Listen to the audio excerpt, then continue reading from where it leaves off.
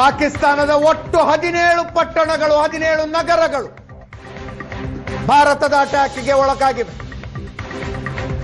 ನನ್ನ ಕೊಲೀಗ್ ಪ್ರಶಾಂತ್ ನಾಥ್ ನೇರ ಸಂಪರ್ಕದಲ್ಲಿದ್ದಾರೆ. ಪ್ರಶಾಂತ್, ಏನನ್ಬೇಕೋ ಗೊತ್ತಿಲ್ಲ, ಏನೇನೆಲ್ಲ ನೋಡಿದ್ವಲ್ಲ ನಾವು ಅಂತ.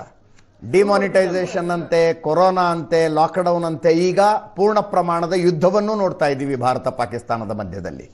ನೆವರ್ ಹರ್ಡ್, ನಮ್ಮ ತಲೆಮಾರಿಗೆ ಗೊತ್ತಿಲ್ಲದೆ ಇರುವಂತಹ ಯುದ್ಧ ಇದು. ಪ್ರಶಾಂತ್. ಅಜಿತ್, ಕಳೆದ 48 ಗಂಟೆಗಳಲ್ಲಿ ಸುಮಾರು 75 ವರ್ಷಗಳ ಇತಿಹಾಸದಲ್ಲಿ 71ರ ನಂತರ ಮಾಡಿರದೇ ಇರತಕ್ಕಂಥ ಒಂದು ಸಾಹಸ ಅಂತಿರೋ, ಮಿಲಿಟರಿ ಅಡ್ವೆಂಚರ್ ಅಂತಿರೋ, ಅಥವಾ ಪಾಕಿಸ್ತಾನಕ್ಕೆ ಕಲಿಸ್ತಾ ಇರತಕ್ಕಂಥ ತಕ್ಕ ಪಾಠ ಅಂತಿರೋ, ಭಾರತ ತನ್ನೆಲ್ಲ ಮಿಲಿಟರಿ ಸಾಮರ್ಥ್ಯವನ್ನು ಉಪಯೋಗಿಸಿ ಪಾಕಿಸ್ತಾನದ ಮೇಲೆ ದಾಳಿಯನ್ನು ನಡೆಸ್ತಾ ಇದೆ. ಅದಕ್ಕೊಂದು ಪೊಲಿಟಿಕಲ್ ವಿಲ್ ಕೂಡ ಕಾರಣ ಇರಬಹುದು. ಆದರೆ ಆಪರೇಷನ್ ಸಿಂಧೂರ್ ನಂತರ ಒಂದು ಆಂಟಿಸಿಪೇಷನ್ ಇಂಡಿಯನ್ ಮಿಲಿಟರಿ ಎಸ್ಟಾಬ್ಲಿಷ್ಮೆಂಟ್ನಲ್ಲಿ ಮತ್ತು ಗವರ್ಮೆಂಟ್ನಲ್ಲೂ ಕೂಡ ಸ್ಪಷ್ಟವಾಗಿತ್ತು, ಪಾಕಿಸ್ತಾನ ಪ್ರತಿ ದಾಳಿಯನ್ನು ನಡೆಸುತ್ತೆ ಅಂತಕ್ಕಂಥದ್ದು. ಹೀಗಾಗಿ ನಿನ್ನೆ ತಡರಾತ್ರಿ ನಡೆಸಿರ್ತಕ್ಕಂಥ 15 ಮಿಸೈಲ್ ದಾಳಿಗಳನ್ನು ಭಾರತ ಏರ್ ಡಿಫೆನ್ಸ್ ಉಪಯೋಗಿಸಿ ಅದನ್ನು ನ್ಯೂಟ್ರಲೈಸ್ ಮಾಡಿದ ನಂತರ ಇವತ್ತು ಡೆಸ್ಪರೇಟ್ ಆಗಿರ್ತಕ್ಕಂಥ ಪಾಕಿಸ್ತಾನದ ಸೇನೆ ಮತ್ತು ಸರ್ಕಾರ ಎರಡೂ ಡೆಸ್ಪರೇಟ್ ಆಗಿವೆ. ಯಾಕಂದರೆ ಇಡೀ ಒಂದು ಪೇಶಾವರ್ ಅಟ್ಯಾಕ್ನಿಂದ ಹಿಡಿದು ಇಲ್ಲಿಯವರೆಗೆ ಪಾಕಿಸ್ತಾನದ ಒಂದು ಪಾಲಿಸಿ ಡಾಕ್ಟ್ರಿನ್ ಅನ್ನ ಶೇಪ್ ಮಾಡ್ತಾ ಇರ್ತಕ್ಕಂಥದ್ದು ಪಾಕಿಸ್ತಾನದ ಸೇನೆ ಮತ್ತು ಆ ಸೇನೆಯ ಮುಖ್ಯಸ್ಥ ಅಂತಕ್ಕಂಥದ್ದು ಸ್ಪಷ್ಟ. ಇವತ್ತು ಡೆಸ್ಪರೇಷನ್ನಲ್ಲಿ ಪಾಕಿಸ್ತಾನ್ ಇನ್ನಷ್ಟು ಮಿಸೈಲ್ ದಾಳಿಗಳನ್ನು ಭಾರತದ ಮಿಲಿಟರಿ ಎಸ್ಟಾಬ್ಲಿಷ್ಮೆಂಟ್ ಮೇಲೆ ನಡೆಸಿದ ನಂತರ ಭಾರತ ಅದಕ್ಕೆ ಇನ್ನಷ್ಟು ತಕ್ಕ ಉತ್ತರವನ್ನು, ಯಾಕಂದರೆ ನಿನ್ನೆ ಮತ್ತು ಮೊನ್ನೆಯ 2 ಹೇಳಿಕೆಗಳನ್ನು ನಾವು ಗಮನಿಸ್ತಾ ಇರತಕ್ಕಂಥ ಸಂದರ್ಭದಲ್ಲಿ ಭಾರತ ತುಂಬ ರಿಸ್ಟ್ರೇಂಟ್ ಆಗಿದ್ದೀವಿ ಅಂತಕ್ಕಂಥದ್ದನ್ನು ಹೇಳ್ತಾ ಇತ್ತು. ನಾವು ನಾನ್ ಮಿಲಿಟರಿ ಟಾರ್ಗೆಟ್ ಮೇಲೆ ಮತ್ತು ಗ್ಲೋಬಲ್ ಇಡೀ ಒಂದು ಏನು ಅಂತಾರಾಷ್ಟ್ರೀಯ ಭಯೋತ್ಪಾದಕ ಸಂಘಟನೆಗಳನ್ನು ನಿಷೇಧ ಮಾಡಲಾಗಿದೆ, ಅದರ ಮೇಲೆ ಟಾರ್ಗೆಟ್ ಮಾಡ್ತಿದ್ದೀವಿ ಅಂತಕ್ಕಂಥದ್ದನ್ನು ಭಾರತ ಸ್ಪೆಸಿಫಿಕ್ ಆಗಿ ಹೇಳಿತ್ತು.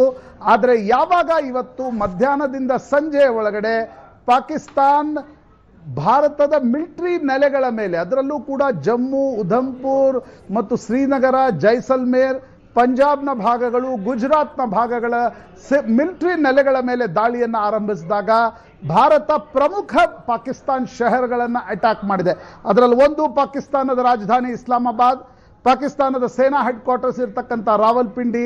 ನೀವಾಗಷ್ಟೇ ಅಬೋಟಾಬಾದ್ ಬಗ್ಗೆ ಹೇಳ್ತಾ ಇದ್ರಿ. ರಾವಲ್ಪಿಂಡಿಯಿಂದ ತುಂಬ ಹತ್ತಿರ ಇರ್ತಕ್ಕಂಥದ್ದು ಅಬೋಟಾಬಾದ್. ಇಡೀ ವಿಶ್ವದಲ್ಲಿ ಒಸಾಮಾ ಬಿನ್ ಲಾಡನ್ನ ಅಡಗುತಾಣವಾಗಿ ಅಬೋಟಾಬಾದ್ ಪ್ರಸಿದ್ಧವಾಗಿತ್ತು. ಆ ಅಬೋಟಾಬಾದ್ ಮೇಲೂ ಕೂಡ ಭಾರತ ದಾಳಿಯನ್ನು ನಡೆಸಿದೆ. ಲಾಹೋರ್ ಮೇಲೆ ಪುನರಪಿ ಅದರ ಏರ್ ಡಿಫೆನ್ಸ್ ಸಿಸ್ಟಮ್ ಅನ್ನು ನ್ಯೂಟ್ರಲೈಸ್ ಮಾಡಿದ ನಂತರ ಲಾಹೋರ್ ನಗರದಲ್ಲೂ ದಾಳಿ ನಡೆಸಿದೆ. ಪೇಶಾವರ್ ಮತ್ತು ಕ್ವೆಟ್ಟಾವರೆಗೆ, ಅಂದರೆ ಬಲೂಚಿಸ್ತಾನದ ರಾಜಧಾನಿಗಳವರೆಗೆ ಈ ದಾಳಿಯನ್ನು ನಡೆಸಲಾಗಿದೆ ಅಂತಕ್ಕಂಥದ್ದು ಬರ್ತಾ ಇರತಕ್ಕಂಥ ಮಾಹಿತಿ. ಅದರ ಜೊತೆಗೆ ಪ್ರಮುಖವಾಗಿರ್ತಕ್ಕಂಥದ್ದು 2 ಬಂದರುಗಳು. ಪಾಕಿಸ್ತಾನದ ಕರಾಚಿ ಪೋರ್ಟ್ ಏನಿದೆ, ಅದು ಪಾಕಿಸ್ತಾನದ ಒಂದು ರೀತಿಯಲ್ಲಿ ನಮ್ಮ ಮುಂಬೈ ಹೇಗಿದೆಯೋ ಹಾಗೆ ಪಾಕಿಸ್ತಾನದ ಆರ್ಥಿಕ ರಾಜಧಾನಿ. ಪಾಕಿಸ್ತಾನದ ಬಹುಪಾಲು ಟ್ಯಾಕ್ಸ್ ಕಲೆಕ್ಷನ್ ಆಗ್ತಕ್ಕಂಥದ್ದು ಕಸ್ಟಮ್ಸ್ಗಳ ಮೂಲಕ. ಅದು ಪಾಕಿಸ್ತಾನದ ಬಂದರು ಕರಾಚಿಯಿಂದ ಬರುತ್ತೆ. ಆ ಕರಾಚಿಯ ಪೋರ್ಟ್ ಜೊತೆಗೆ ಬಲೂಚಿಸ್ತಾನದಲ್ಲಿರೋ ಆರ್ಮರಾ ಪೋರ್ಟ್ ಮೇಲೂ ಕೂಡ INS ವಿಕ್ರಾಂತ್ ದಾಳಿ ನಡೆಸುವಲ್ಲಿ ಯಶಸ್ವಿಯಾಗಿದೆ ಅಂತಕ್ಕಂಥ ಮಾಹಿತಿ ಬರ್ತಾ ಇದೆ. ಇದರ ಪುಷ್ಟೀಕರಣ ಆಗಬೇಕು, ಎಲ್ಲೆಲ್ಲಿ ದಾಳಿ ನಡೆದಿದೆ ಅಂತಕ್ಕಂಥದ್ದು ನೌಕಾಪಡೆಯಿಂದ ಅಧಿಕೃತವಾಗಿರ್ತಕ್ಕಂಥ ಮಾಹಿತಿ ಬರಬೇಕು. ಆದರೆ ಒಂದು ಕಡೆ ಭೂಸೇನೆ ಇಡೀ ಜಮ್ಮು, ಪಂಜಾಬ್ನಿಂದ ಹಿಡಿದು ರಾಜಸ್ಥಾನದ ಬಾರ್ಡರ್ ವರೆಗಿನ ಪ್ರದೇಶದಲ್ಲಿ ಏನೊಂದು ಮಾರ್ಟರ್ ದಾಳಿಯನ್ನ ಪಾಕಿಸ್ತಾನ ನಡೆಸ್ತಾ ಇದೆ, ಅದಕ್ಕೆ ತಕ್ಕ ಉತ್ತರವನ್ನ ಕೊಡ್ತಾ ಇದೆ.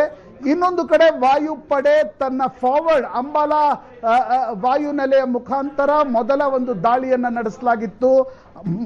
ಪದೇ ಪಾಕಿಸ್ತಾನದ ಈ ಒಂದು ಮಿಸ್ಅಡ್ವೆಂಚರ್ಸ್ಗಳ ವಿರುದ್ಧವಾಗಿ ನಡೆಸ್ತಾ ಇರತಕ್ಕಂಥ ದಾಳಿಗಳನ್ನು ವಾಯುಪಡೆ ನಿರ್ವಹಿಸ್ತಾ ಇದ್ರೆ, ಇವತ್ತು ಸಂಜೆ ಇಂದೀಚೆಗೆ ಭಾರತ ನೌಕಾಪಡೆ ಕೂಡ, ಯಾಕಂದ್ರೆ ಟೆಸ್ಟ್ ಫೈರ್ಗಳನ್ನು ಭಾರತದ ನೌಕಾಪಡೆ ಕೂಡ ಮಾಡಿತ್ತು, ಪಾಕಿಸ್ತಾನದ ನೌಕಾಪಡೆ ಕೂಡ ಮಾಡಿತ್ತು. INS ವಿಕ್ರಾಂತ್ ಮೂಲಕ ಕರಾಚಿ ಬಂದರಿನ ಮೇಲೂ ಕೂಡ ದಾಳಿ ನಡೆಸಲಾಗಿದೆ ಅಂತಕ್ಕಂಥ ಮಾಹಿತಿ ಬರ್ತಾ ಇದೆ. This is all out war Ajit. ಇದು ಅಂದ್ರೆ ಹೌದು, ಪೂರ್ಣ ಪ್ರಮಾಣದ ಯುದ್ಧನೇ ಶುರುವಾಗಿದೆ. ನೌಕಾಪಡೆಗೆ 54 ವರ್ಷಗಳಾಗಿತ್ತು ತಮ್ಮ ಆಯುಧಗಳನ್ನು ಹೊರಗೆ ತೆಗೆಯುವ ಅವಕಾಶ ಸಿಕ್ಕಿರಲಿಲ್ಲ ನೌಕಾಪಡೆಗೆ.